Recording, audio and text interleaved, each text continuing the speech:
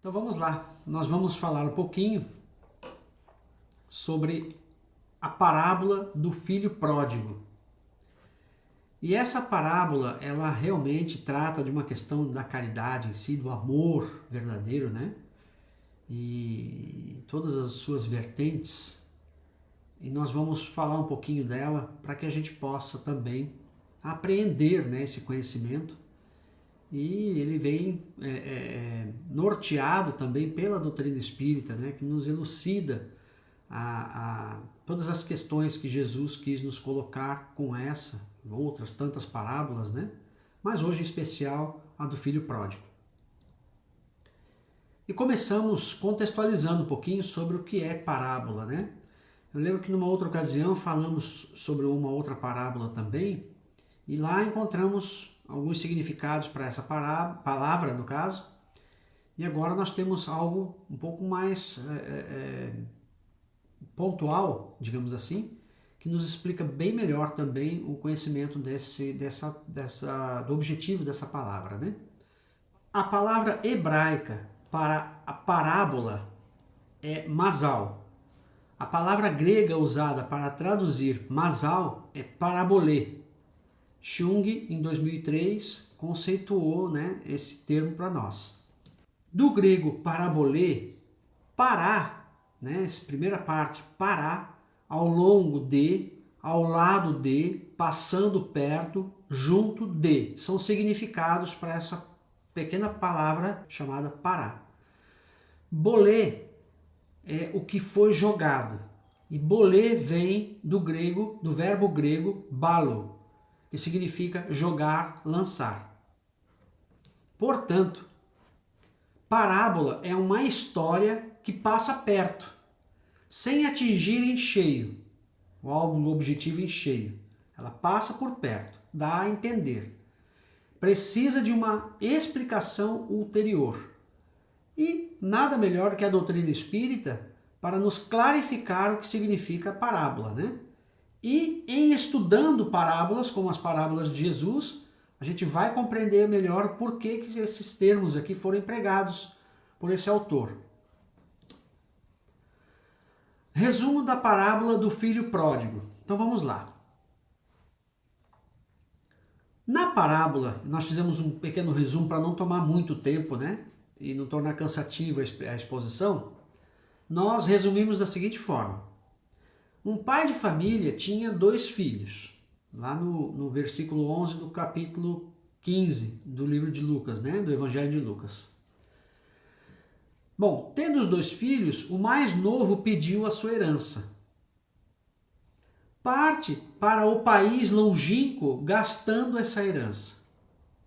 Sem dinheiro, passou fome e privações. Passou também a cuidar de porcos, querendo comer a lavagem deles, porque não tinham o que comer. Além disso, ele reflete a vida que está levando e a vida que ele leva, que o pai dele leva também. E arrepende-se e volta ao lar.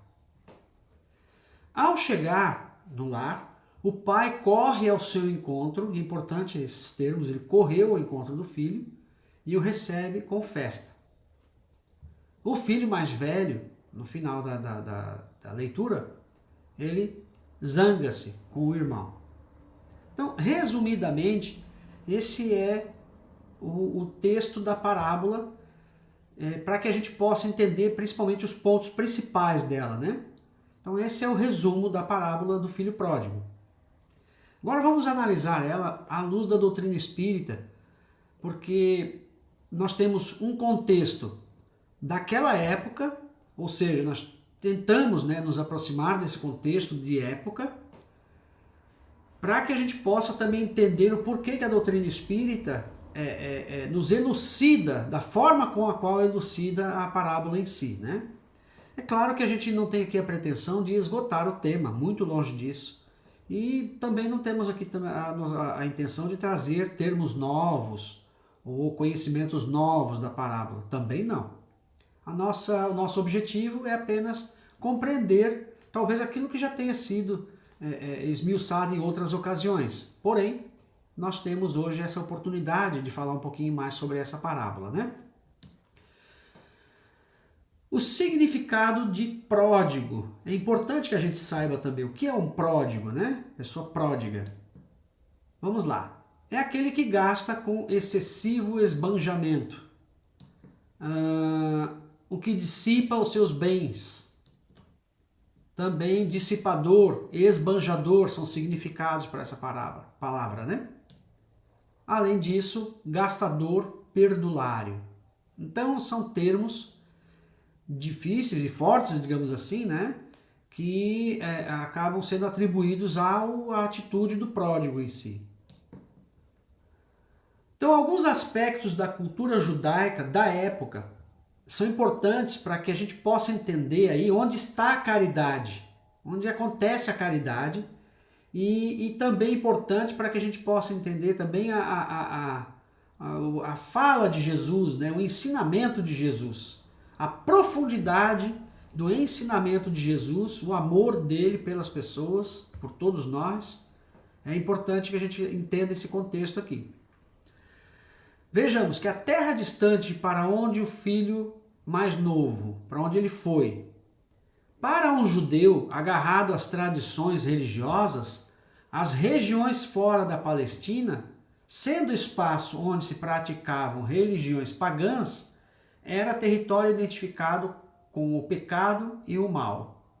Então era assim que era visto. Por isso que na parábola foi dito dessa forma, ou seja, ele foi para a região do pecado e do mal. Essa foi a atitude do rapaz. Agora temos aqui, quando ele estava, né, fora, ou seja, estava gastando a sua herança, chegou o momento que acabou o dinheiro, né? Ele gastou de forma irresponsável, foi como disse lá, perdulário, né?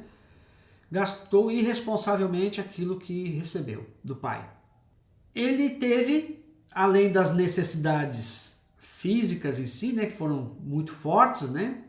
Mas ele teve que se humilhar também de uma forma muito forte. Veja bem que guardar porcos não era uma profissão que um judeu quisesse ter.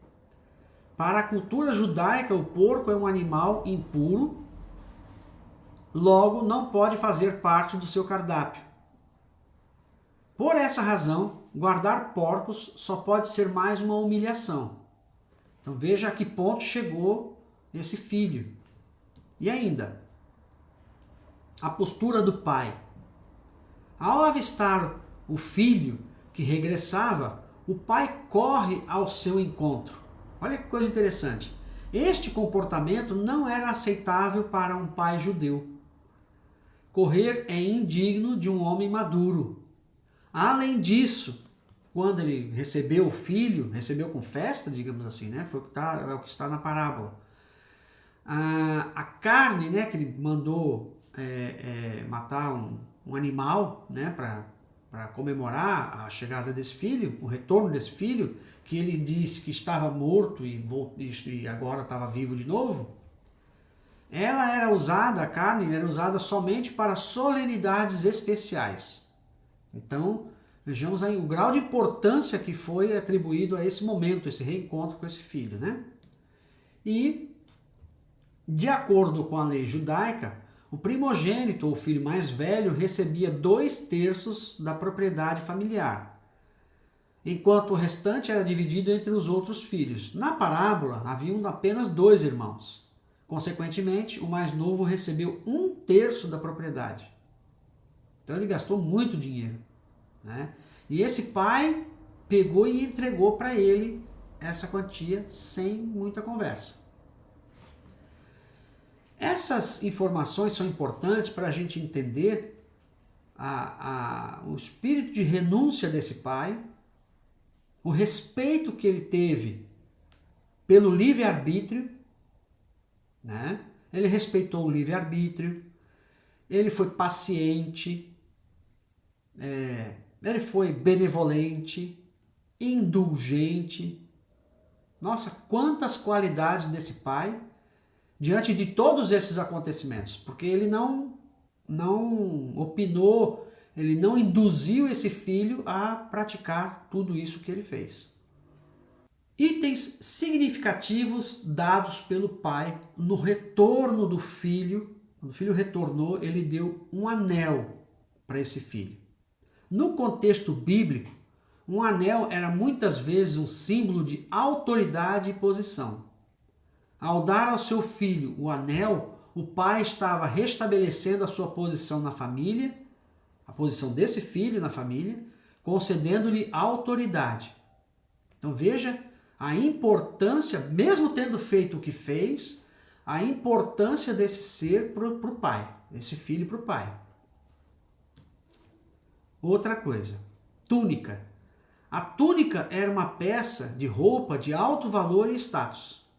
A túnica do filho pródigo tinha sido trocada por roupas de mendigo, que ele já estava mesmo numa situação muito difícil. Segundo a parábola, né? Ele estava numa penúria total. E então foi trocada por roupas de mendigo durante seus dias no país distante. Ao lhe dar uma nova túnica, o pai estava restaurando a dignidade e o valor do filho. Incrível, né? Além de o filho ter levado 1/3 do patrimônio, gastou tudo, torrou o dinheiro, digamos assim, voltou e ainda foi recebido com essa grande alegria.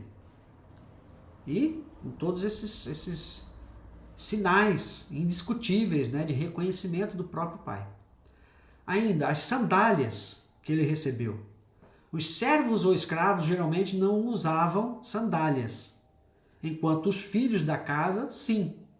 Ao receber sandálias, o filho pródigo estava sendo reconhecido novamente como filho e não como servo. Porque ele foi servo, segundo a parábola, foi servo quando estava no exterior, né? Digamos, fora da cidade dele. Então, tudo isso aqui nós estamos contextualizando para entender onde vai essa caridade real, né, desse pai. E quem é esse pai? Quem são esses filhos? Quem são esses filhos, né? Tudo isso a gente vai entender agora. O autor Cairbar Schutel, ele estudou as parábolas, todas as parábolas de Jesus e outros ensinamentos. E aqui nós vamos nos ampararmos aqui do conhecimento dele para que a gente possa entender essa parábola, né? Mais essa parábola. E ele nos conta que o pai da história é Deus. Né? Jesus queria se referir a Deus. Os filhos representam a humanidade. Uma parte desta humanidade é representada pelo filho desobediente e esbanjador, que quer curtir a vida e se esquece de Deus. Sai, não está nem aí, é irresponsável e não mede as consequências. E com isso ele esbanja os bens que o pai lhe deu, como a inteligência, que Deus nos dá, a inteligência, esbanjamos às vezes a nossa inteligência, a nossa saúde, o nosso tempo, o nosso saber, ou seja, o conhecimento, o dinheiro e etc. Então, muito bem representado está, através da parábola, através desse filho pródigo, estamos nós, né, como humanidade. Quer dizer, não vou dizer bem representado até, mas depende muito do sentido que a gente dá a essa palavra, né? Mas fica fácil entender que muitos de nós agimos em relação à nossa saúde, o nosso tempo, a nossa inteligência, agimos como esbanjadores, como pródigos, sim. Então, esse ensinamento é um chamamento à nossa atenção, né? O que estamos fazendo da nossa vida? E quando a dor, a fome, as tribulações aparecem, estes se arrependem, ou seja, essa parte da humanidade se arrepende e voltam-se para Deus, que é o nosso Pai compassivo e eternamente amigo. E Deus nos aceita como esse pai da parábola aceitou. Vejamos que o filho agiu da forma que ele bem entendeu. Fez tudo o que ele queria, ou seja, o livre-arbítrio dele foi 100% respeitado. O que Deus faz conosco? Ele respeita o nosso livre-arbítrio. E quando nós o procuramos, ou às vezes temos até vergonha de procurar a Deus, né? Ficamos muito tempo afastados, talvez tentando nos emendarmos ali, nos melhorarmos, mas não temos coragem, né? De encarar a Deus ou encararmos também a nossa própria consciência, né? Que Deus está em nós. Mas é preciso ter essa coragem quando erramos, sem dúvida alguma. É um ato, um gesto de muita coragem e retornar à vida, né? Digamos assim, porque como na parábola esse filho estava morto e agora está vivo, voltou à vida, como disse esse pai na parábola. Nós precisamos ter essa conexão com a vida, não há uma outra forma de evoluirmos sem essa conexão, né? E a parábola representa um incentivo nesse sentido. Quem daqui nunca errou? Né? Nós que estamos agora assistindo, vocês que estão assistindo, quem é que nunca errou? Todos nós já cometemos falhas. E Deus é amor e misericórdia sempre. Quando nós pegamos lá o começo do Livro dos Espíritos, né, a gente começa a estudar as primeiras perguntas e fala sobre Deus. Né? Allan Kardec pergunta e as respostas que são possíveis nos ser transmitidas, né, elas falam das qualidades de Deus, por exemplo, atributos de Deus. Então não há absolutamente nada que se possa atribuir a Deus como algo negativo. Né? Deus não é vingativo, não é rancoroso, não é raivoso e etc. Mas é preciso que nós também tenhamos essa consciência. O exemplo do filho pródigo em si pode, sem dúvida alguma, e através da doutrina espírita, iluminar os nossos caminhos para que a gente não erre também, como ele errou. Né? Então, por isso que é importante esse conhecimento, por isso que foi muito valioso da parte de Jesus. Aliás, não existe nada sem valor em termos de falando-se de Jesus, mas foi tão valioso ele ter preservado esse conhecimento através das parábolas, para hoje nós desfrutarmos aqui, né? Outra parte é representada pelo filho obediente, mas invejoso, avarento e egoísta. Que significa, que fica, aliás, com o pai. Esse filho, o filho mais velho, ficou com o pai. Com os bens, mas também fica com as más paixões, com os sentimentos de inveja, avareza e egoísmo. Então esse filho que ficou tinha sim, sem dúvida alguma, e muitos de nós temos as nossas virtudes. Porém, nós ainda mesclamos, né, virtudes com falhas, tais quais essas que são enumeradas aqui, né, que estão elencadas aqui, né? Essas más paixões, inveja, avareza, egoísmo, orgulho, né? Então, esse tipo de situação nos mostra, e não quer dizer que na parábola esgota-se toda a humanidade, né? Ou seja, abrange toda a humanidade. Não é isso. Mas uma boa parcela da humanidade, de pessoas que acham que estão fazendo tudo certo e tal, mas se esquece, né? Que estão ainda invadidos por essas más paixões, essas más tendências. É preciso que a gente desperte. E na parábola, para nossa surpresa, o outro filho que ficou, que sempre era obediente ao pai, tudo certinho, mas ele tinha ainda um prejuízo grande na sua economia de caridade, digamos assim. E esse filho que ficou mais velho, não teve compaixão do próprio irmão arrependido. Quando ele exaltou as suas qualidades e se referiu com desdém ao irmão, nos faz lembrar do fariseu orando no templo, exaltando os seus méritos e menosprezando o publicano. Essa atitude é falta de caridade, ou seja, de benevolência para com o próximo, de indulgência para com as falhas alheias e de perdão. Então não adianta nós conduzirmos a nossa vida sempre seguindo as leis, as regras, etc., mas não cultivarmos em nós a caridade. Não adianta. Quer dizer, temos um progresso de um lado? Sim, ok. Sermos honestos, corretos com as coisas? Sim, tudo bem. Mas isso não significa que nós devemos pisar no próximo, né? Humilhar o outro, não tratar bem as pessoas, não ser respeitoso e assim por diante. Então as colocações aqui, por incrível que pareça, elas são bem chamativas, né? E a luz da doutrina espírita é tão forte, tão incrível, que por mais que a gente fosse ler essas parábolas aqui, por mais que a gente vá ler essas palavras, ainda talvez nós não consigamos ainda interpretar tudo, todos os conhecimentos que estão aqui. São profundos esses conhecimentos. E realmente a doutrina espírita clarifica isso para nós de uma maneira incalculável, né? Fantástica. Ainda sobre a parábola, a ideia central dela é a de salientar a compaixão do Pai, no caso, Deus. Salienta essa compaixão. Porque voltamos à pergunta, né, que nós já fizemos aqui. Quem de nós nunca errou? E às vezes a gente está cometendo um erro sem ter muita noção de que aquilo ali está errado, né? Talvez não seja um erro proposital, premeditado, doloso, mas estamos cometendo alguns erros.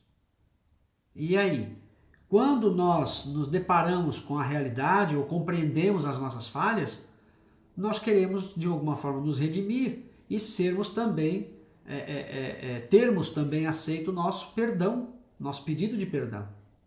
Em algum momento a gente vai ter que prestar essa conta, né, conosco mesmos, com a nossa consciência, com Deus. Quer seja hoje, quer seja nesta existência, quer seja na próxima, em algum momento a gente terá que cair, né, acordar para essa realidade. E Deus, como nós falamos, né, no livro dos Espíritos, fica muito claro para nós. Deus é só amor. Não existe um rancor, mágoa, absolutamente nada que seja colocado a título de obstáculo entre nós e Deus, né? Deus também está sempre pronto a receber qualquer um de seus filhos mediante o arrependimento. Isso é uma dádiva, né, que nós recebemos de Deus. Essa misericórdia divina é algo impressionante. Chega a ser assim grandioso demais para podermos compreender. Porque cedo ou tarde a gente vai precisar, né, desse reencontro com Deus, desse aprimoramento nosso com Deus. E Ele estará lá. E aconteceu isso com esse moço, com esse filho pródigo, que saiu achando que nada iria acontecer com ele, né? Às vezes a gente tem essa sensação de que ninguém pode nos alcançar, somos detentores de um poder que outras pessoas não têm as mínimas condições de superarmos, de alcançarmos, de prejudicar, abalar o nosso poder. Só que os nossos poderes na Terra são transitórios. Por maior longevidade que tenhamos, os nossos poderes são transitórios. E cedo ou tarde nós teremos. Em desencarnando, teremos que prestar nas nossas contas. O pai ficou contente com a volta do filho. Para festejar, ofereceu-lhe o que há de melhor. E é assim que Deus faz conosco. Temos um universo gigantesco, incalculável na nossa vã sabedoria, nossa vã filosofia também, não consegue, digamos assim, conjecturar com profundidade, a devida profundidade, o que é o universo. E Deus sempre nos oferece o que há de melhor, em todas as circunstâncias, em todos os quadrantes desse universo, desse vasto universo, para que nós possamos nos melhorarmos. Tudo está à nossa disposição para que nós possamos nos melhorar. E isso é fundamental, a gente lembrar disso, estudar isso, para que a gente saiba aproveitar melhor a encarnação, né? A doutrina espírita nos ajuda a esse melhor aproveitamento, a esse adiantamento, né? A gente não perde tanto tempo e tendo que conjecturar coisas que talvez a gente esteja um pouco fora do nosso alcance, da nossa sabedoria. A doutrina espírita já está lá, com as respostas, às vezes, na ponta do lápis ali, para que a gente possa despertar e seguir o caminho, aprender o conhecimento e seguir o caminho, né? A lei de Deus é igual para todos. Não há privilégios nem exclusões para Deus. Ninguém se perde, pois não há culpas irreparáveis. Já pensou no que significa isso? Quer dizer, os maiores criminosos que a gente já viu na Terra, talvez existam em outras galáxias por aí, outros planetas. Se nós fôssemos todos condenados, né, perpetuamente pelos erros que nós cometemos, o que seria de nós, né? E o que seria de nós também sem o Espiritismo, sem conhecer essa verdade? João 8,32, se não me falha a memória, conhecereis a verdade e ela te libertará. Então, que liberdade a gente tem, a gente alcança, a gente recebe com a doutrina espírita em conhecendo. Mas vejamos que liberdade sim, libertinagem não, autorização para errar também não. É uma liberdade que nos permite evoluir. Isso é que é o fator preponderante e incrível, né, da doutrina espírita. Ainda, o pai não quer a morte do filho mau e ingrato, mas sim que ele se converta, que abandone o seu mau caminho e viva. Né? Então, essa parábola é muito elucidativa e aqui nós estamos traçando alguns pontos, né, para essa conversa, mas tem outras tantas pequenos fragmentos da parábola que nos ensinam ainda muito mais, né? Vamos lá. A extensão do amor de Deus. Veja, penas eternas, né? Nós já aprendemos, quem já foi católico ou de outra religião, que nós seríamos punidos eternamente se andássemos no caminho do mal. Não significa dizer que nós não seremos, digamos assim, cobrados, né? A nossa responsabilidade pelos atos que foram praticados. E quem estuda a doutrina espírita, vamos lá, uma obra fascinante, que é incrível pelos seus conhecimentos e elucidações, que é a obra O Céu e o Inferno, né? Lá vemos na segunda parte 3 categorias de espíritos que deram comunicações, uns em situação difícil, muito difícil, ruins, mas isso é temporário, né? A doutrina deixa bem claro isso, os espíritos superiores que deram comunicação falam que isso é só temporário, e depende muito, aliás, depende de nós, não depende muito não, depende exclusivamente de nós, o tempo que a gente quer permanecer em sofrimento, depende de nós, dos nossos atos, né, do dia a dia. E aí veja bem, uma dessas questões importantes em destaque aqui, penas eternas, né? A parábola mostra que as penas eternas do inferno, né? E eu citei agora a obra O Céu e o Inferno, muito boa a leitura. Isso não existe. As portas do céu jamais se fecham, permanecendo abertas para os pecadores arrependidos. E aí a gente vai observar isso, né? Digamos, na prática, numa obra maravilhosa de André Luiz, psicografada por Chico Xavier, Nosso Lar, né?